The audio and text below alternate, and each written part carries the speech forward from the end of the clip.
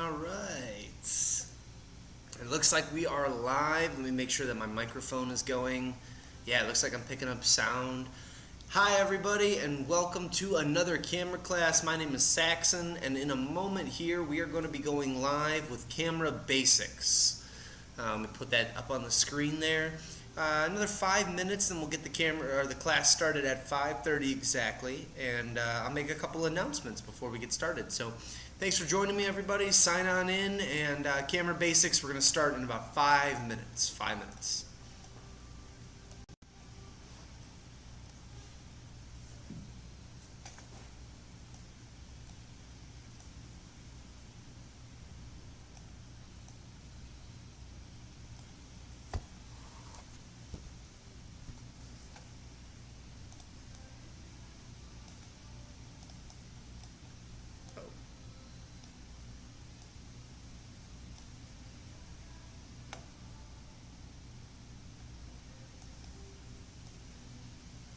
Oh, can't do that. Hold on.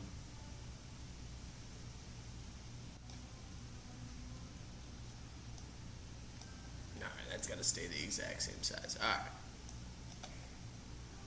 We'll get there. A couple more minutes, people will get started here. I'm going to close the door.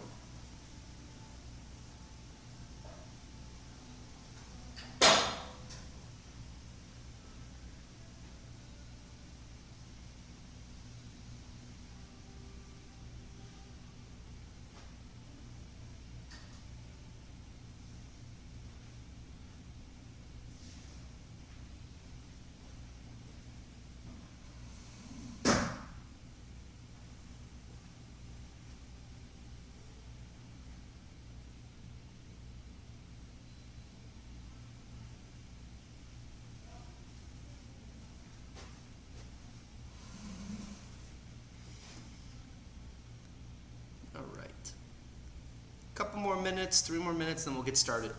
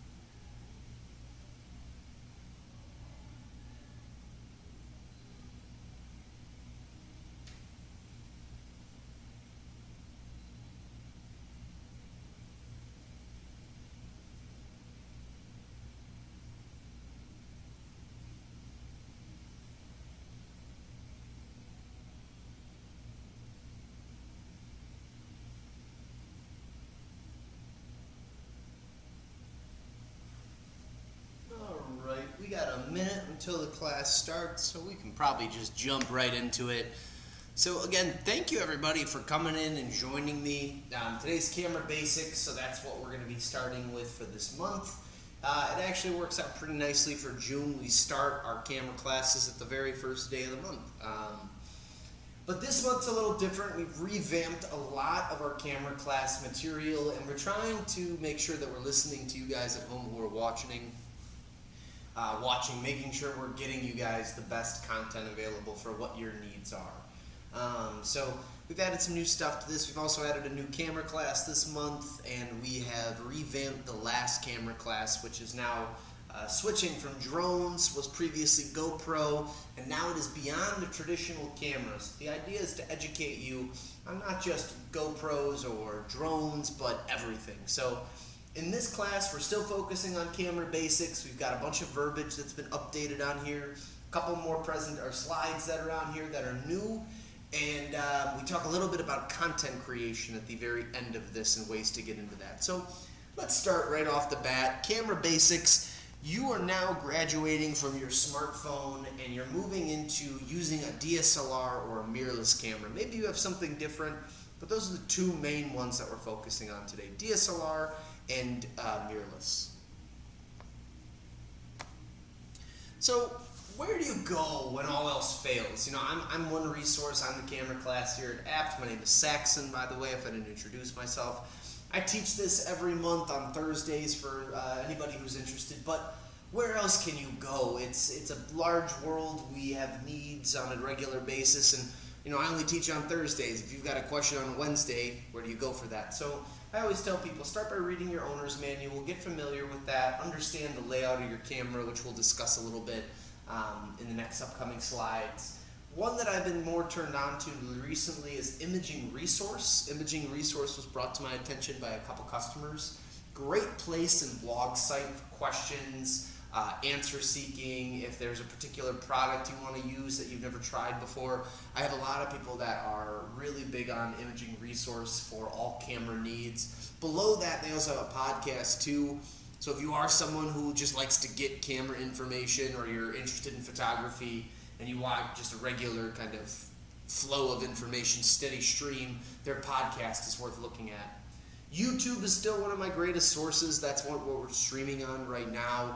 If you can't find the answer on YouTube, you're probably not looking it up right. Everybody makes a video about everything on YouTube. And then when all else fails, go to your manufacturer's website. Canon, Nikon, Sony, they all put the directions of how to use the camera, the layout of the camera, and even how-tos with their trained professionals that they sponsor and employ. So lots of places that you can go other than your local Apt Electronics for your camera information. Now, the first thing that I like to talk about is where do your pictures go, and make sure you have two of them. So your pictures are going to get saved to an SD card. If you're using a fancier camera or a more premium or pro or intermediate camera, you might also have what's referred to as a CF Express, and we're really not going to talk about those. If you do have questions about them, feel free to chat or to get my information at the end of the class here. I will post a slide with all of my contact information on there. But you want to have two SD cards when you go anywhere, even if your camera only has a single slot. And the reason I say that is because odds are a SD card can malfunction. If you ever played a video game or you ever used a cartridge-based system, there are metal contact sheets on the back of a cartridge or on the back of this SD card. And when it goes into its slot, those metal copper contact sheets will connect to the camera via a reader. From there, it's able to save the images or process the information that we have. If for any reason those contact sheets are dirty, they don't align properly, for some reason they're not connected, you won't be able to save your images. And if you're going on vacation, you're going on a photo shoot, if you don't have a way of saving your images, your camera is useless. There's nothing you can really do about that. You need to have storage in the camera. So I always recommend, if you're going to go somewhere, have two SD cards with you, test them before you leave, but always have two just to be on the safe side, make sure everything works properly. The bitterness of poor quality remains long after the sweetness of a low price is forgotten. That's a Ben Franklin quote. The reason I put this on here, I love a good deal, I love a good sale, but with the camera world, it is so important that you realize that with the importance of how they manufacture and make products, more money sometimes leads to better quality.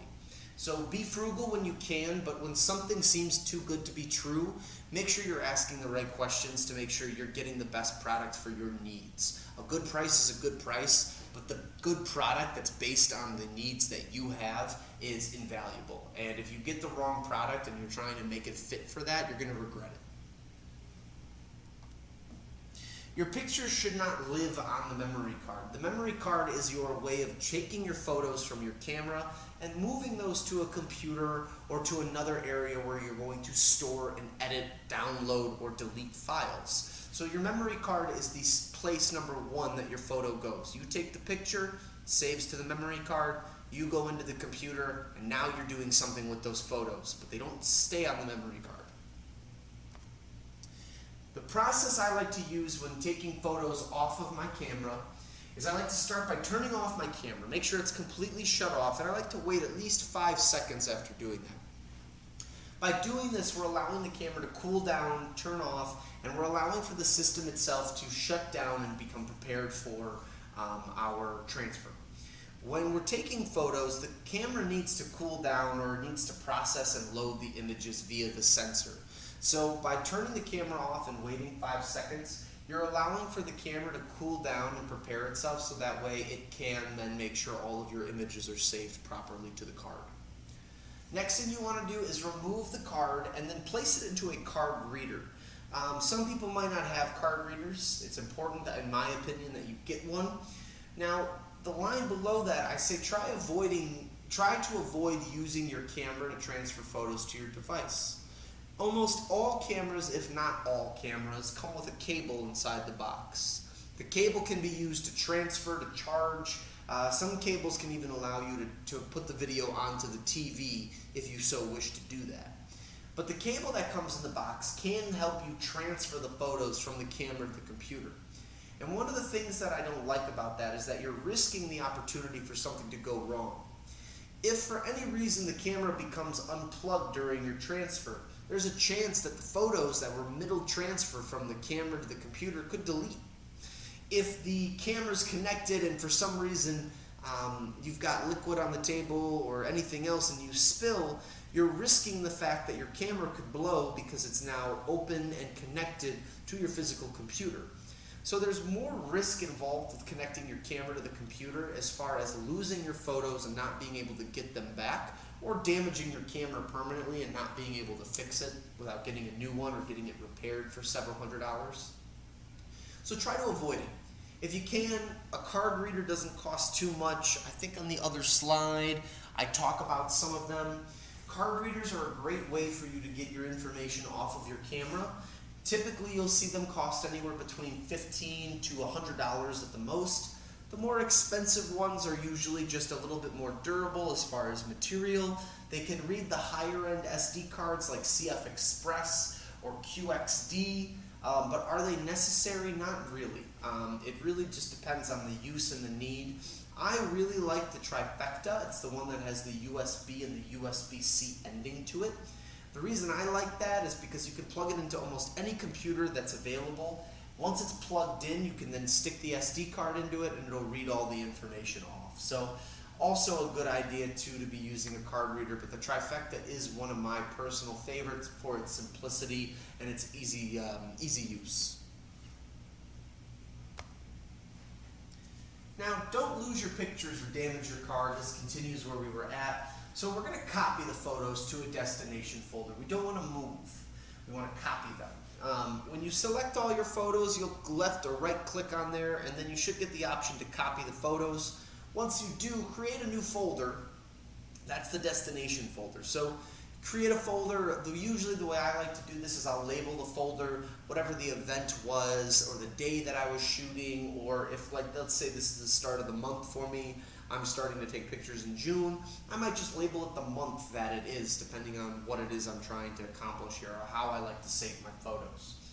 I recommend saving your photos any way that you will be able to find them. Whether that's dating the folder that you put it in, whether that's naming it the event that you were at, or whether that's just keeping an organized set of, maybe what camera you were using or what SD card you were using for that. However it's easier for you. I like to put the month and the date of which I was shooting, and if it's a very specific date, I will put, or a very specific event, I will put that event and then put that folder into another folder. If you're using Explorer, if you're using Windows, you're using Explorer. If you're using Mac, you're going to use Finder. And that's going to be your way of finding this destination folder or finding the SD card once you've plugged it into the computer. And then lastly, the thing I like to make sure is that you move or copy, don't move, them to a second location. Now the second location could be really anything that you want it to be. It can be an external drive, which is what I recommend. It can be a cloud-based solution, something like Prime Photos or Google Drive. Those are two good examples. External hardware is going to be something that you have with you, that you store, that you keep with you. The hard drives that I have at home, I keep one on my desk and one in my safe. I have a little safe under my bed. If God forbid the house ever burned down, I would be able to have all of my information saved so that I never would lose it. I like having that system, but others might not like that. Google Photo or Google Drive, Prime Photos, those are both great examples of using cloud-based solution, which gives you the ability to travel or move around and then still have access to all your photos no matter where you're at. Also a great idea, you just have to remember some usernames and passwords and logins, which some people don't like, some people don't mind. It's all dependent on the type of person that you are and what's going to be the best way for you to store your photos. Lastly, you want to make sure that you physically eject the card before removing it. On most screens, you will see on the bottom right corner an eject button for an SD card. And if you're using a Mac or Apple computer, you can actually click and drag to the trash can, and that'll physically remove the card as well too. Now, with that, after you're done, you can do one of two things. You want to make sure that you format the card in the camera. Formatting will erase the old information on the card, but you can also delete them while still into the computer. You can select all the images on the SD card, drag them to the trash can, and get rid of them. But you still want to format the card in the camera. Why, you might be asking? Even if you're using the same card every single time, the benefit to then being able to format the card is that you're making sure that no matter what, if there's a firmware update, a slight change in your settings or your file size, your card is formatted and ready to go for that specific camera in the specific way that you want to shoot. So I definitely recommend formatting the card inside the camera. This should be your backup plan. So again, we're starting with our SD card. That's our first piece of information. That goes into the physical camera, and that's going to save the information for us. After that, we want to make sure we get our photos onto a computer. That's going to be the primary source where we're able to edit, file, and go through all of our photos in a easy to see manner and fashion. From there, we want to pick one of two other options, places to store these images. We either want to select a cloud-based solution, so something like Google Drive or Prime Photos, or we want to select something more tangible, physical, like an external hard drive. I personally like the external hard drive because I like having the thing in my hand that I'm saving things to. But if you're someone who's traveling, let's say, to Africa or to Europe, a cloud-based solution for saving your photos might be a better option if you don't want to carry a lot of hardware with you.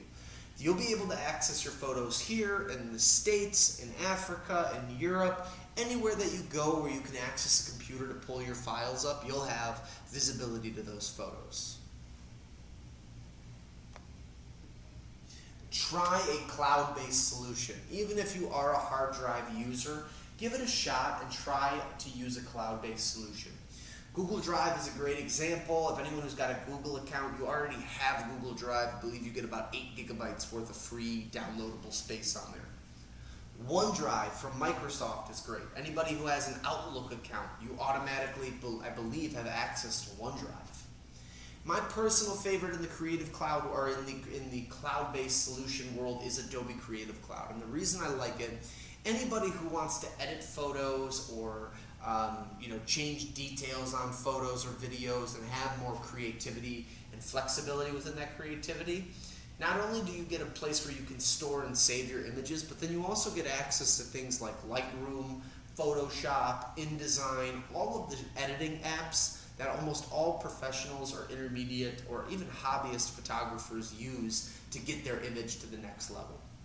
We'll talk about how to use things like Adobe Creative Cloud and other editors like Corel in the advanced photography class that we teach on the third Thursday of the month.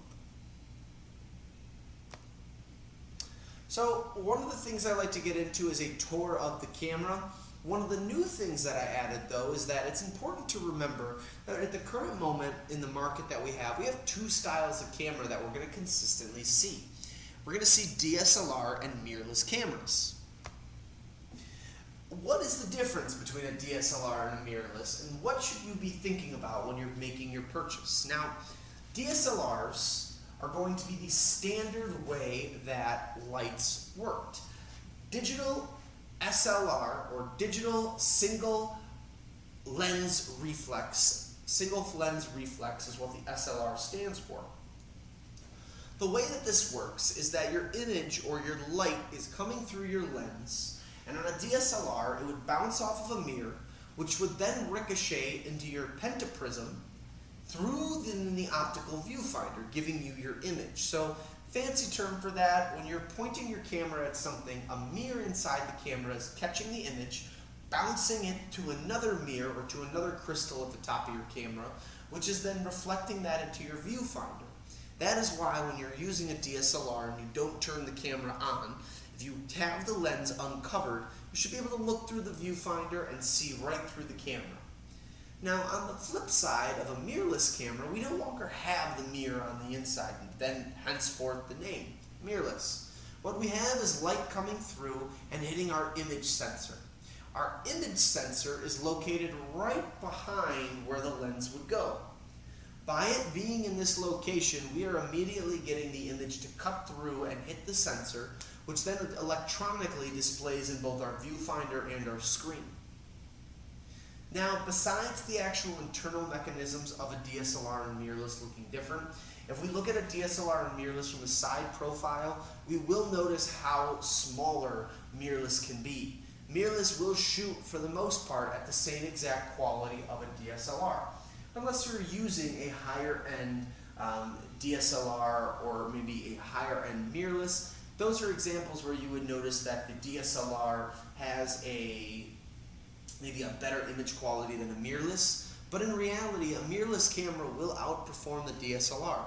Mirrorless cameras are lighter weight, they don't have any mirrors, they're better for low light situations, their light intake is greater, their sensor is more sensitive, higher megapixel counts, faster shutter rates, better for video. There's a lot of different things that a mirrorless camera is graded and better at than its DSLR counterpart.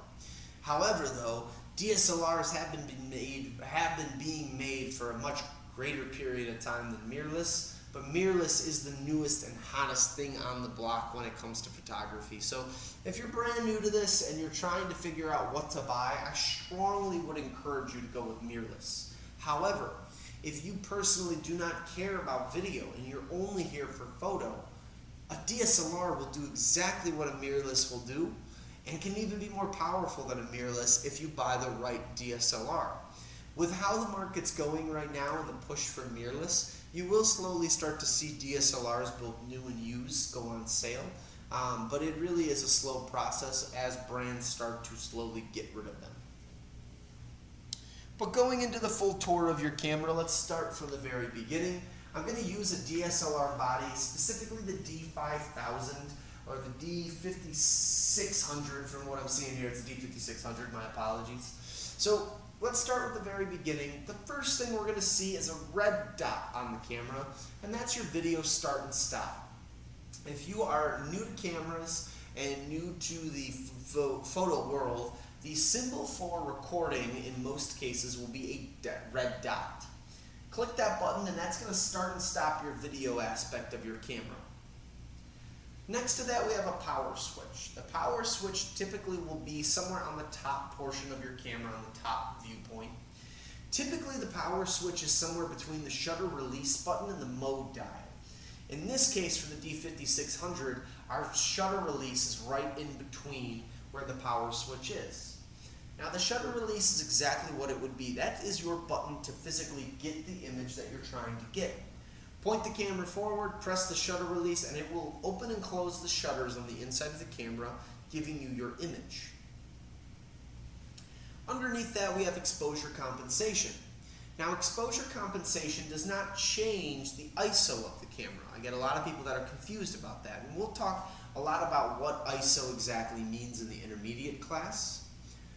But The exposure compensation button controls the exposure of your camera. Much like exposure to film can be lighter or darker depending on your situation you're in, the exposure compensation will manually raise or lower your camera, your photo, or your camera's exposure rating, either making it more light or more dark. So depending on the situation you're in, exposure compensation could come handy depending on what you're trying to accomplish. Your mode dial is directly below that, and your mode dial is your shifter. It's your PEMDAS in your car. That's your way for you to be able to dictate whether you're letting the camera do all the work for you, whether you're in manual, shutter priority, aperture priority, all things we'll talk about on, I believe, the last slide of this tour. But the mode dial will drive essentially the way that your camera operates given its mode. Live view is its ability to switch the LCD screen. On the LCD screen, you can either view everything through the live view, or you can switch and see all of the camera settings that you're able to change on the screen, and then use the optical viewfinder in order to take your picture. From there, we have a command dial. Now, the command dial comes into handy when you're using things like aperture or shutter priority or manual priority. You're able to then change the numbers on the camera. So if that's ISO or that's aperture or shutter speed, your command dial will do that for you. It's all dependent on the mode of which you're driving your camera, though. Now, from the side of your camera, we have more buttons. We have the flash button. Typically, that's going to be a lightning bolt type design with an arrow pointing downwards. That represents your flash icon. On most mirrorless cameras, you will not see a flash. Most mirrorless cameras are rated to work well in low light situations, unlike their DSLR counterparts, so there isn't a need for a flash. However, you can buy a flash, an optional one, and that would be a good option if you're doing low light photography, darker studio photography, maybe you're outdoors and you're getting bad overcast. A flash can be beneficial for a multitude of different reasons, but I always recommend starting without one to see if you truly need one when you're first getting going. Function is underneath that. The FN button can do a multitude of things, and it is considered a jack-of-all-trades button. It's a customizable button that you can set and have to do whatever you prefer that it does. My function button, actually, I use it to communicate between my cell phone. So when I want to wirelessly transfer, I've set the function, the FN button, to help me connect to my phone so I can transfer images from one to the other. Now, underneath the function button, we are going to go to the lens. We have the zoom ring. The zoom ring is pretty self-explanatory. You turn that ring and it'll zoom your lens. In this case, we have an 18 to 55, so it would zoom or counter zoom from 18 and go up to 55, or from 55 it would go down to 18. You can use any of the numbers in the middle, but again, it's all up to the angle and the zoom that you're trying to accomplish when taking a photo. In front of that, we have the focus ring. Depending on the type of camera that we're using and the setting we're using it, a lot of cameras will have autofocus. Some cameras will even allow you to do manual focus. Most cameras will allow you to do manual focus. Very few only allow for autofocus. Now, the focus ring allows you, if you're doing manual focus, it allows for you to then take the ring and change the focus. How are we looking at the subject? Are we looking behind it and blurring the foreground out? Or are we looking in front of it and blurring the background out? All is changed and dictated when it comes to focusing on the focus ring, unless we're using automatic, then the camera will do the rest of the work for us. On certain lenses, you will see a lens retract button. That is a fancy way or a way for you to take the lens and make sure that it is locked into place, so that way while you're traveling or doing stuff, the lens doesn't move. Again, not going to damage the lens if it is locked or unlocked, but let's say you are traveling and this lens is loose. The lenses are strong, they are sturdy, but they can be fragile, and if enough pressure is put on the lens when it's fully retracted, it can snap, and in some cases it can even damage the glass beyond repair. So when you see that you have a lens retract button, it's important that you're using that so that way you lock everything into place after or before use. Lens release button is also there too. Lens release button is going to be your button to click to then remove the physical lens from the camera. If you are looking to switch your lenses up and you need to rotate those, what you're going to want to do is make sure that you press the lens retract button, and depending on the camera mount that you have, you will either rotate the lens counterclockwise or counterclockwise or clockwise, depending, in order to physically remove the lens. From there, you can either put a lens sensor cover on, or you can put another lens on, depending on what you're trying to do. Under that, we have the drive mode button. Now, drive mode stands for the two different or a multitude of different driving modes that the camera can have. On one end, you'll see a stack of squares, and that represents the count or the frames per second that the camera can shoot at. If you are a sports photographer or you want to take pictures of your kids' games, you might have an athlete in your family or on the field that is running very fast. If you just take a picture on single photo burst, you won't get that image. It'll be very difficult to get a still quality image. But if you set your camera to burst and you take 15 photos while they're running into the end zone, well, odds are that one of those 15 are going to be perfect, they're going to be clear, and they're not going to have any blur. On the opposite side, though, you'll see a counter. The timer icon on the drive mode button allows for you to do a timed photo. Let's say you're in Red Rocks and you want to take a photo of yourself in front of the rocks. You're the only person there. There's nobody else to ask, can you take a photo with me? What you might end up doing is setting the camera on a rock somewhere, turning on the timer mode, setting it for 10 seconds, hitting the trigger, running in front of the camera, and taking the photo. A lot of people will do that, and that is how you do it if you don't have the phone app, which we'll talk a little bit about, I believe, at the end of this, but they are available. Alright, next slide, we have the menu button. Menu button takes you into the internal menus of the camera. It allows you for you to change things, reset things, firmware updates, you name it. Diopter adjustment refers to the viewfinder. Now, like a pair of glasses or a pair of binoculars, you are going to go through a series of tests to make sure that your eye is perfectly set for what you're using it for. In this case with the camera, we want to make sure that the diopter is set properly so when we look through the viewfinder, we don't see a blurry or a fuzzy image. We want to see a perfectly clear and crisp image inside the viewfinder. So we adjust until we see that. The info button, if you take a picture or you've got questions on a certain function of the camera, you can press the info button and it should give you a little explanation on what's going on.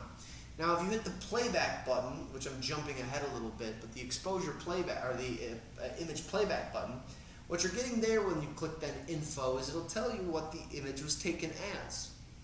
What was your shutter speed? What was your aperture? What was your ISO?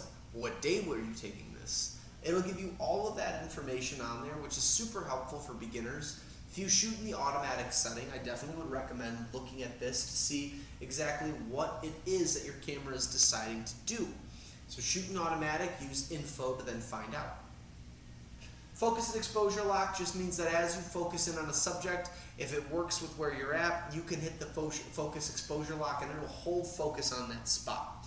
Meaning if you want to switch things out, rotate, or change, you can do that while your camera still is focused on the exact same spot or distance that it was before.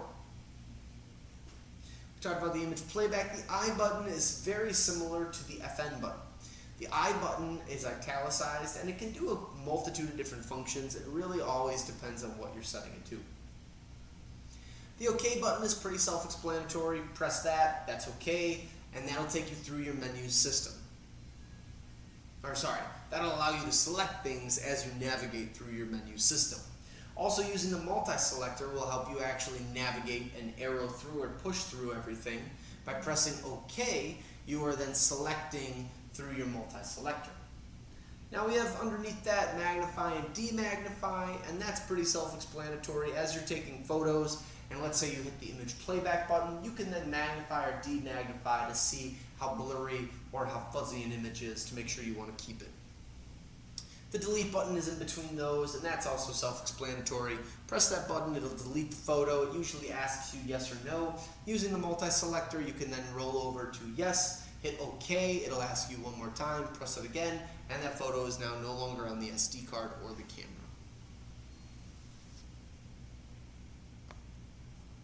Now, I talked about the mode dial a little bit ago on the first slide of that tour, but the reason I didn't want to jump into it right away is because it's very confusing to some. There's a lot of shapes and symbols on there, and what does that all mean?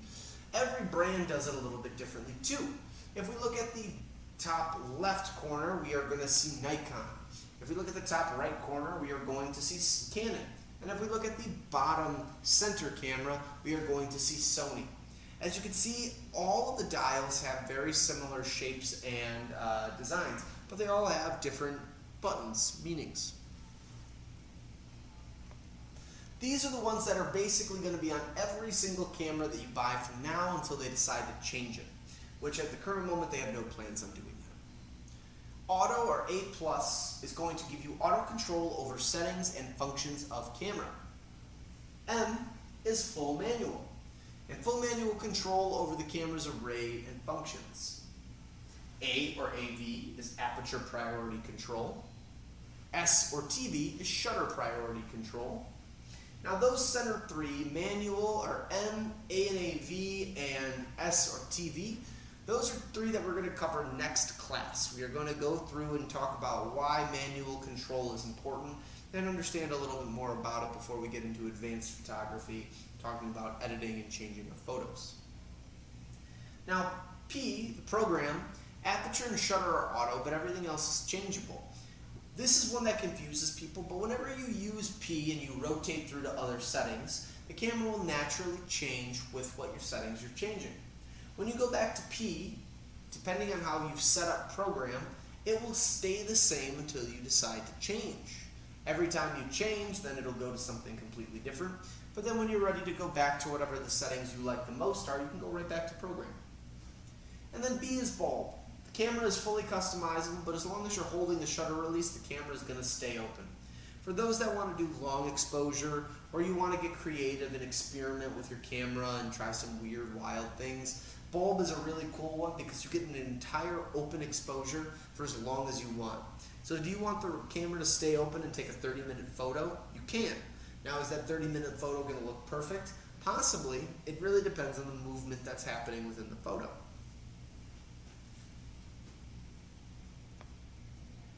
But as I tell all first-timers, and I tell everybody who's just starting, please start on automatic. Automatic is the easiest way to get into taking photos, and the reason that I like automatic the most is because it does the work for you. The one thing with cameras is that when you're taking photos, the camera is very smart and it'll do a lot of the hard thinking for you. The camera's not perfect though, and that's something you'll learn as you keep shooting, and that's why using manual, aperture priority, or shutter priority are important.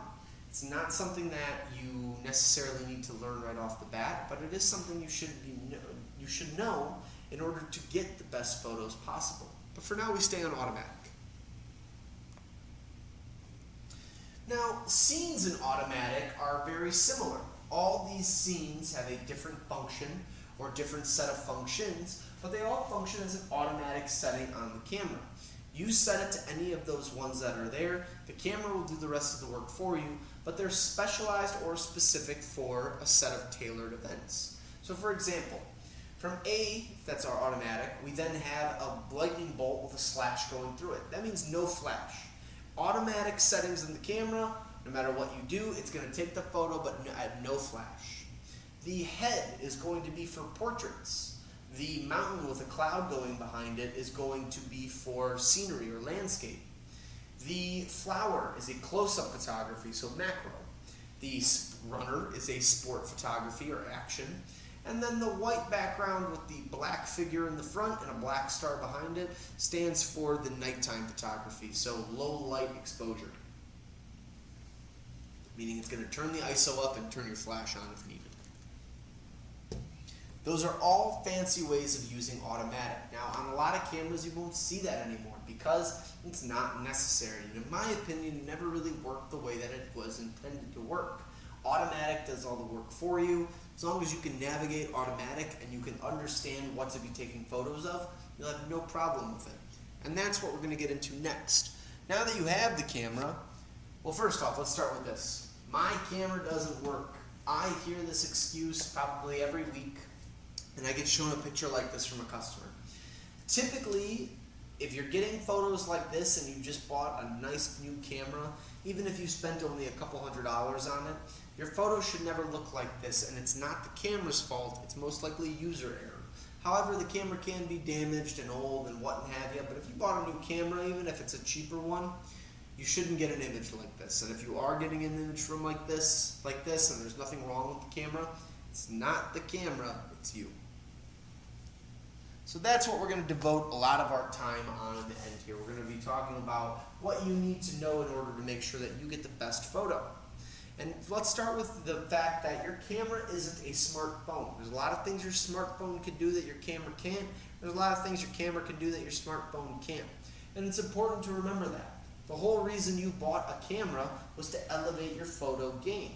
You at some point in time said there has to be a better way for me to get a picture. There has to be a cleaner picture I can get.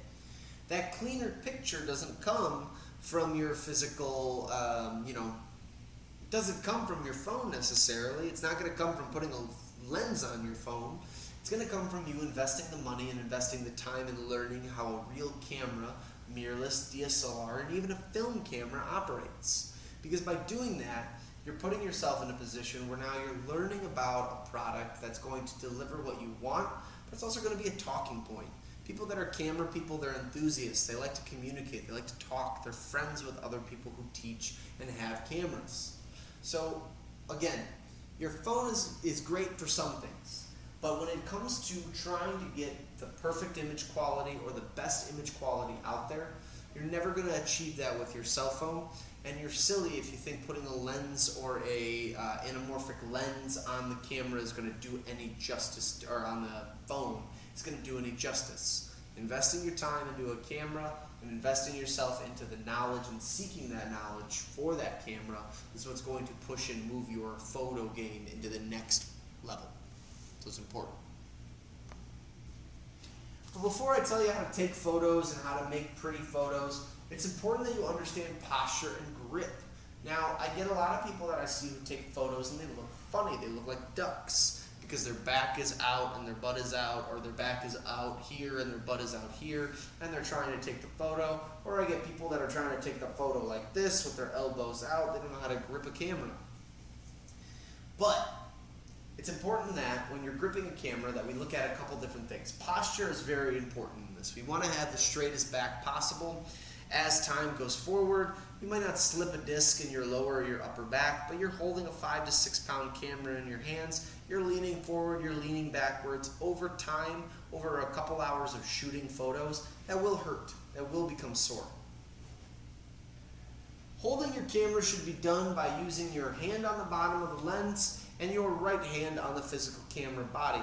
Now, I don't know if they make left-handed cameras. I've never seen that before. My experience, right hand on the camera body, left hand on the lens. After that, you want to make sure that you're using your elbows much as a support beam. Your elbows are there to help your posture and to help your back.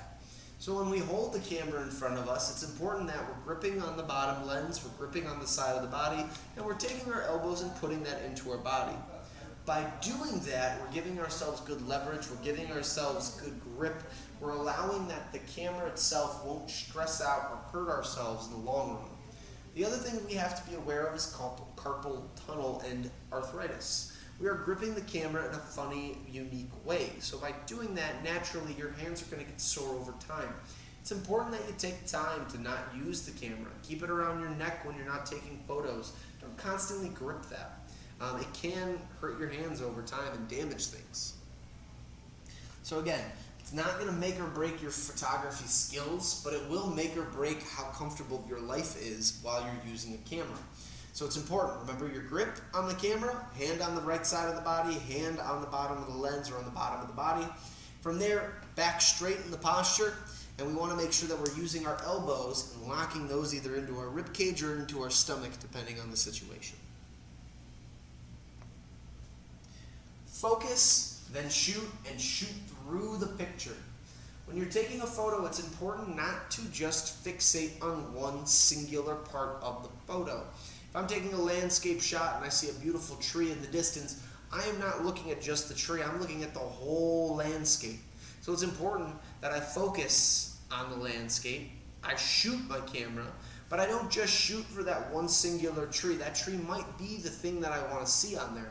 But I'm shooting through my entirety of my photo in order to make sure that I'm framing and getting everything entirely the way that I want it to. From there I can crop and edit and change things to fit my liking based on my image. But if you sit there and only take a picture for one individual item inside your picture parameter, you won't get the best shot every single time. Not saying you won't get the best shot, but not every single time. It'll take multitudes of shots. If you are moving, the camera's moving, and you will get blurry photos from that. If you are someone who has the shakes, you can't really grip something well, and it causes you to vibrate or shake, get a tripod, invest in a monopod, invest in a better neck strap, so that way when you're shooting you can pull on your neck strap. Make it taut between you and the neck so that way it helps your stability. When you're shooting a photo, if you or the camera is moving, you are going to get those blurry photos and they're not going to look right. So it's important that we have some sort of stability as we're shooting. If you have a slight shake and you're shooting at a faster aperture or a faster shutter speed, you really shouldn't have to worry too much. But if you're moving constantly and you're trying to take photos and they're coming out blurry, you can't move. Now let's go through the basics of taking good photos or great photos, and then we'll talk a little bit more about content creation and wrap the class up. So, what I like to focus on when taking photos are a couple simple rules that I've kind of come up or developed.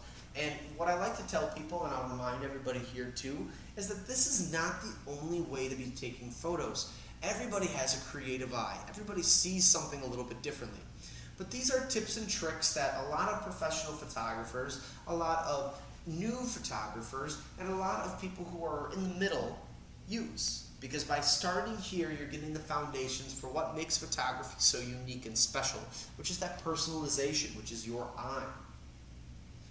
So the first thing I like to tell people is fill the frame. What we call in the photography world negative space is space in which nothing is happening or adding to the subject of my photo. So in this case, my subject is the lady. It's a headshot, if you will. This is something you would see for an acting job, maybe a waitressing or a waiting job, maybe even if you were acting for a film or a Broadway play, you would want to send a headshot. People even include it on their resumes. The background that she has behind her is a wall, has some edges to it, you see some harsh shadows. By cropping in on that, we eliminate those harsh shadows, we eliminate those ugly endings of the wall, and we focus in on our subject, which is the person here. So filling the frame will help eliminate negative space and will help bring more attention to the subject in which you're trying to get a photo of. When shooting pictures, you should be trying to get the eyes of your subject matter in the top thirds of photos. Now that doesn't always work. But by doing that, humans, we naturally like to gravitate towards the tops of the photos and the more interesting parts of photos. So by putting things in the top third, we naturally use a hierarchy scale in our brain, and we like to look from the top to the bottom in most cases, or even from the bottom to the top, landing at the top, or starting at the top, no matter what. By doing this, we're creating some form of, relationship between our viewer. Top third of the portrait, or top third of the page too, when we think about humans, where are our eyes located in our body? They're located at the top of our head. If you were to split your body into multiple portions, your head and your eyes would be on the top portion of your body. Naturally, as humans, when we look at things, we do tend to look at the top, and if we can continue to keep the eyes of our subject in the top of the photo, then we're kind of communicating with other people who are going to view our work and giving them something to latch onto. Now, whether they latch onto the eyes or the brightness of the pink shirt, or maybe even the background and how you can tell it's bricks but it's blurred, that's all on the viewer. But if we can gear our images to make it more worth their while to look at them, they will. And going into that, focusing on the eyes is huge. If you look at any of these photos of anybody, all their eyes are open. When we look at the eyes, we see something unique, something different. People can look alike. People can talk the same. People can be from the same state, country, maybe even planet, depending on who you are. But consistent thing we all have are eyes, and eyes are all different. They communicate different things. You'll always hear that expression that eyes are the gateway to the soul.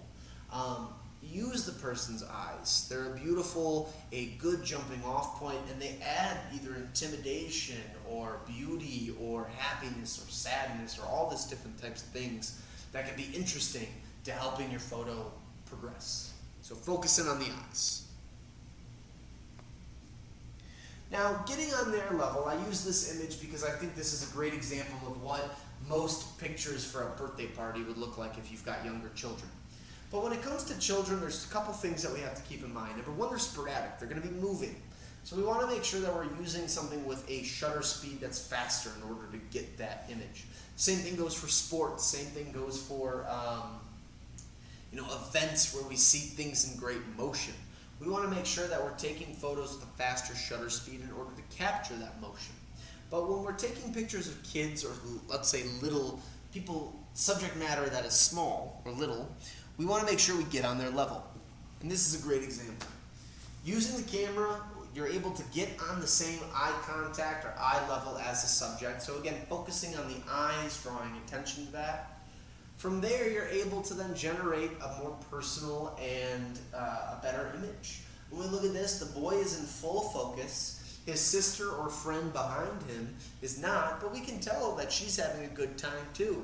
We see the birthday party items around, so we can tell that there's some sort of party, whether he's the birthday boy or a guest attending. The image just looks much more compelling, and we give this little boy more of a personality and more of a main subject line. The other thing we can do with children photos, and I like this too, is get lower. When we look at hierarchy scale, again, as a human, as an adult, we look at things either from the top down or from the bottom to the top. If we can give our subject matters the top portion of the photo, we can more likely give our viewer more to work with, more to see.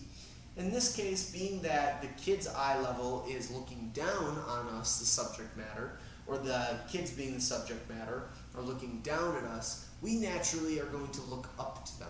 Whether or not this image is on our phone, whether or not this image is on the wall above us, or whether this image is at our eye line, we're looking up to them because for whatever reason, they're looking down at us. So we build this hierarchy scale in our mind. So with kids, smaller subject matter, either get on their level or get lower than them. But shooting from above will create a negative hierarchy effect where we have power over the subject. And we want to make sure the subject not necessarily has power over us, but can communicate whatever the art or whatever the look that we're trying to get to communicate is. That's how art and anything gets made. It's all subjective. It's all things that are in the mind. But if we can implement these tricks and tips, then we might be able to make better art or better images. Now let's talk about the rule of thirds, and we'll go through some examples. So if you divide a photo into 9 different squares or segments, you should get then 3 different styles of row, or 6 different styles of rows. Going horizontal, you'll have a top, middle, and bottom. And going left to right, you're going to have a side, middle, and side. Now, in between all of those, you're going to have these red circles, and those are the crossing points. And this is where the rule of thirds comes in. If you can have your subject matter land between those crossed points of the rule of thirds, or in between a row on the rule of thirds, you are going to draw up a more stimulating image for your viewer. Examples that I have. My surfer dude. So in this case, we have someone on the right line, Not only do we have them, but we have their shadow. And we have another trick that we're going to talk about, keeping the sun on your back. We see it there. Now another word I'm going to throw at you is called the horizon line. A horizon line is where our background and foreground meet. They are the meeting place. So in this case, we have a natural horizon line, which would be the water along the sky's bottom. That is giving us a separation between background and foreground. In the background, we can see the beautiful sunrise. We can see the color. We can see or sunset, I should say, the sun. We see it right on our surfer who's on that line. Makes it very stimulating. Makes it very nice, the fact that we have all of these things kind of marked up and lined up the way that we do. Easy way to draw your viewer in with a much more easy, pleasing image. Now we also have another girl who's standing on the beach. Now in this case, it's just her that crosses on our left side of the rule of thirds, and she hits both of our target areas. Our horizon line is perfectly on with the water, separating our background and our foreground, and then the way that the black and white shows through with the coloration, it just vividly looks like a really nice image. Here we have mom, dad, and we also have brother, sister. They are on the rule of thirds, and I always tell people this, the only thing that can make this photo more pleasing in my eye is if mom and dad can move to the right just 2 or 3 inches, they would be perfectly on that line, just like brother and sister's arms are crossing on the one line. But regardless, we have two pairs of people, and they are on the rule of thirds lines on both matching sides. Not only making this image more pleasing visually, but also adding now a couple different layers of movement and of both framing and just making a more pleasing image. If we can frame the image using our subject matter, we can sometimes make it more interesting without even needing to really try or to push. And lastly, we have Jim from The Office. Now, the reason I like to show Jim, and I showed this too, is because The Office kind of breaks the first rule that I talk about, which was filling the frame. In this case, we don't fill the frame because we want to give the person watching this the idea of where Jim is at. If you've ever watched The Office, you would know this is the conference room. There's the metal curtains behind Jim. There's a plant over there. We know that this is the segment of the show where they interview the guys either in the office or in the conference room or the cafeteria, and they mention something about their day or what's going on in the mockumentary style fashion. But Jim sits on the rule of thirds perfectly, and his eyes are just below that top third. So again, all the little pieces that we brought in from the other sections, we can bring into this last one to see why this image is much more tantalizing, or why we like this image a little bit more. Now again, does it have to be this way every single time? Absolutely not. It's your job to decide that. But having the tools and the tricks to do that might help you make a more informed judgment or guess on how you want the image to look. When I talk to people about taking photos, one of the first things I ask them is why you took the photo the way that you did. The reason I ask that question is not to, ask them a nasty question or to be sarcastic, but it's to actually get to hear how they articulate what their style of photography or photo taking is. Are they someone who thinks about these details, or are they someone who just points the camera and takes the photo and wants to get a clean image? Everybody's a little bit different, and that's what we're trying to figure out. It's the best way to communicate to everyone. Now earlier I talked about having the sun on your back. In certain cases it's good and sometimes it's bad. Keeping the sun on this gentleman's back on the first one, we see that it's bad. And the reason we say it's bad is because it's dark. We have no sunlight penetrating through the image. The fish itself has a natural slime and scale to it, meaning it radiates light when it hits. That, accompanied with the fact that we're closed off to our subject matter, we don't really get a promising or pleasing image. Now when we flip it over on the other side, here we have our gentleman again. The position of the boat hasn't changed. There's no new lighting on the subject matter, but now we see that our subject has more light on them. We have naturally opened ourselves up to the light, and he is now letting the light peer over his shoulder, hitting the fish, which is illuminating the area. You can see that there's no drop shadows, there's no harsh light. The whole image as a whole has gotten a little bit lighter because they've opened themselves up a bit more and we're getting the light to come through. So again, keeping the sun on your back, depending on the situation, is good, But if more light can come into the physical viewing or image space, we're naturally going to get a brighter, more positive image. And a lot of times it can help us. If anonymity is not something that we're trying to get, if darkness isn't something we're trying to get in the photo, then make sure we have proper lighting, because we can always make something go darker, but it is harder to make a photo look lighter in After Effects or in post. Use your timer camera app. It's a really nice feature on there. Using something like this is a great way for you to utilize the phone with your camera. There's editing, there is light metering, timers. There's even ways for you to transfer the photos from your physical camera to your phone in order to get the information that you're trying to get. Those are beneficial to a lot of people, and they're great ways for you to get more out of your camera than just using it for its standard purpose. Now, content creation. This is where I wanted to add some new stuff. I have a lot of people nowadays coming in, and one of the things they want to do is make YouTubes or TikToks like their favorite influencers or actors or celebrities. And there's a couple things to keep in mind. The 3 or 4 most important things I think every person needs to know when it comes to content creation is your video quality, your stabilization, your lighting, and your mics. Now, throughout these next couple weeks as we continue to talk about cameras in the camera class, we're going to discuss different parts of content creation and how to ensure you are the best version of the content creator you want to be. When it comes to video quality, we're going to talk about lenses in intermediate class. We're going to talk about the proper lenses that people need to have, proper camera bodies and settings. Now, that portion we don't really necessarily get too far into. That's something that I always recommend the viewer, you, the user of the camera, look into. Because everybody's going to have a different way that they're going to want to set their camera for videoing. Some people are going to want to make sure they focus on themselves. Some people are going to want a grander focus. Some people are not going to want to care too much, and they want the camera to do less of that and more of something else. Those are all things that you should be looking into when you're first getting into it. People can take one of 2 things. People can take bad video, but they can't take both video and sound being bad. And people can take bad sound, but they can't take bad sound and bad video. So again, pick and choose your battles. What's the most important thing to you when you're taking what you're doing? And if both are important, then be ready to make adjustments for both, because they go hand in hand. Stabilization. In the advanced camera class, we'll talk about tripods and gimbals and what's the importance of that and how you should be viewing those and what are different options out there. For lighting, there's on-camera lighting, there's studio lighting, and there's natural lighting. What is it about that that matters, and why do we care? And we talked a little bit about that with some of our lighting and keeping the light on your back. We'll talk a little bit more about that in the advanced camera class as well, and how to make sure that you're getting the right lighting situation depending on what you're doing.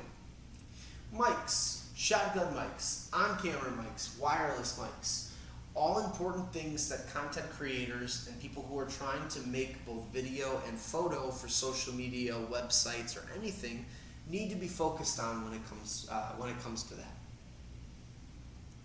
Now, I put on this last slide because if you are someone who's trying to become a content creator, I think that all the major camera companies are finding easy ways to introduce people in. Brands like Nikon or Sony have kits that you can purchase for additional cameras that you already own that'll give you a mic and a stand and even a remote control in most cases, so you can utilize a lot of the features that vloggers or content creators are using for their cameras. Canon, on the other hand, offers you a kit with the camera, giving you not only just the content creator's kit, microphone, stand, remote, but they'll also give you the camera with the best lens that they recommend for doing whatever the content you're trying to create is. For anybody who's just getting into this brand new to the content creating world, this is a great way to get yourself involved without necessarily breaking the bank and buying the most expensive microphone or the most expensive tripod or the extra video equipment that you're not even 100% sure if you need. This is a great way for you to get the bare minimum and then slowly start to advance forward. Most of these sets give you the microphone, which is very important. All sets are going to give you some form of stand, grip, which is going to be also very important when you're filming videos for stabilization. And some of these guys will even give you a remote and or SD card to then put into the camera. Again, it is important to remember that this is the beginning steps in order to create content or videos. We look at content creation kits to then make sure that we can then get prepared for the larger list of supplies and equipment that we're going to need in order to take more videos and photos as professionally as possible. So for anybody who's just starting, anyone who wants to be the next big YouTube star or TikToker, I would recommend looking at something like this. We're only going to see more and more being created over the next how many years, and as people become their own content managers and creators, vloggers and YouTubers and Instagram people and Facebookers and marketing, more and more tools like this will continue to pop up and be readily available. So anybody who's trying to get into it, this would be my recommendation. Is an easy kit to get with your camera or to buy with a camera, depending on where you're at within your journey, in order to make those videos. Other recommended accessories I think any intro photography student should be looking at is a bag, extra battery, memory card kit, a lens cleaning kit, a tripod, a strap, external hard drives, filters, additional lenses, and as always, extra classes and workshops. If you are new to photography, one of the things I tell people all the time is you should be a perpetual student. There should never be a time and a place where you think you know everything, because if you ever think that, then you know nothing. Because the camera world is constantly changing, it's constantly evolving. One company will create a new sensor that has 15 coat layers that you've never seen from another sensor. Well, why does that sensor matter when there's another camera? Why is Canon better than Sony? Why is Sony better than Canon? Why does Nikon matter? Why does Fuji? Why does Olympus? That's all because you take classes and workshops to learn about those things, to understand them better, so that way you yourself can go out and make sure you're educating yourself for the best camera or the best product for your use. So continue to learn, continue to take classes, continue to upgrade your gear. The better your gear, the better results you will get, and that's just a fact. There are a lot of artists out there that take amazing photos with bad cameras. But there are a lot of artists out there that take an amazing photo with a phenomenal camera and they don't go many places. Everything is subjective in art, but everything does get better in photography the better your equipment is. If I were anybody just starting, you need a camera, you need a body, a lens, or just a camera, you need a memory card, and you need a strap. I would recommend all of those things the most. Now, if you're going out, I always recommend having at least 2 memory cards. I would strongly recommend a battery, an extra battery, and I would strongly recommend a bag and a lens cleaning kit. The rest of the stuff you can get as you feel necessary, but a lens cleaning kit goes a long way, especially if you're outdoors in a shoot. Water, moisture, snow, mud, sleet, doesn't matter what gets on the lens. If you have a rag or a cleaning cloth or a spray to spray that down and clean it, you'll be better off than using your t-shirt. I cannot stress this enough. There are micromaterials and small particles in your clothing, people. If you use that to clean your lenses, you are giving it micro scratches, which might not seem like a lot, but if you are a 4-eye person like myself, the more and more you use a t-shirt to clean your lenses, the more and more you will notice that after years of wearing your glasses, they start to look a little fuzzy or hazy. Number one, your vision is changing, that's natural, but number two, you're continuously scratching. So that microfiber cloth that you get with your glasses or you get with your lenses, use them, keep them. They are important. Do not use your t-shirt or your sweater to clean your lenses, much like you shouldn't be using that for your glasses. And that's all I got for you guys. That's intermediate camera class. At the current moment, I don't have anybody in class with me in person, so I don't have any questions to really ask there. But anybody who's online, if you guys got any questions or any comments, I will stay here for another few minutes while we wait. It doesn't look like I have any viewers on currently, so I might end right now. But the intermediate class is next Thursday. It's the second Thursday of the month.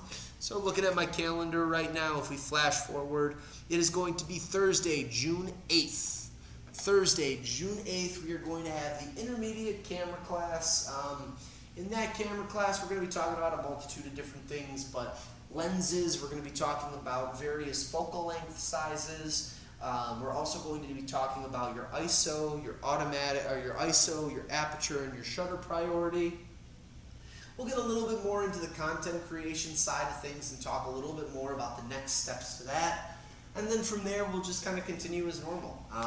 Again, I'll leave this open for a little bit longer, but if you don't feel comfortable chatting a question or asking a question on YouTube, you guys can always email or call me. That's my direct phone number, and that's also my email address for the store.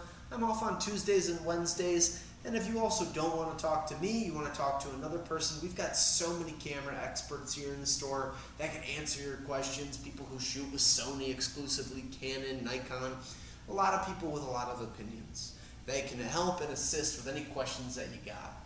One recommendation I always give, if you are someone who has no clue how to articulate how to make something better, email me a photo of whatever it is that you took and explain to me what you don't like about the photo and ask me if there's a way to make that better. And I usually can get you an answer and help you figure that part out. So, yeah. That's Intro to Cameras, everybody. Thanks for coming out. I appreciate you. And yeah, it doesn't look like I have any viewers at the current moment, so I'm going to jump off. This video will be available later on the camera page or on the app YouTube underneath camera playlists, so camera class playlists. So if anybody wants to watch this in the future, you'll have it available.